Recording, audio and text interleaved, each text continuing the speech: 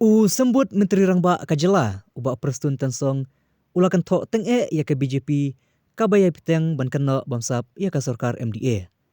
Halor kane ulong bakide benda peni kisabut kibabiang om ban cuhe tang kaktin ban kena.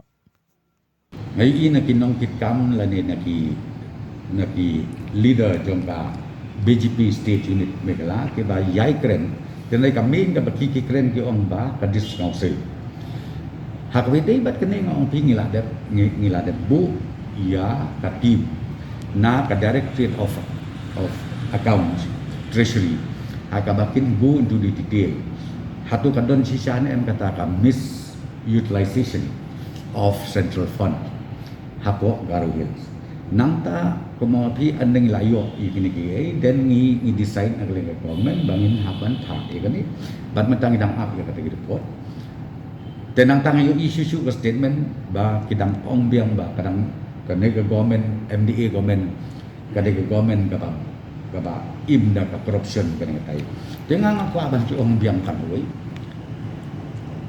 if you have once you go for the allegation like that, please substantiate it. Sengal bahada substantiate. Nomor bela you bapinsu kuno bay baka MD government. Kalong ka government ka ba pamsap, ka government ka ba haka corruption na try kata it's totally wrong. Pek lu iya kikam di nila. Nomor upat ba kang filter. Yo ka bangi try.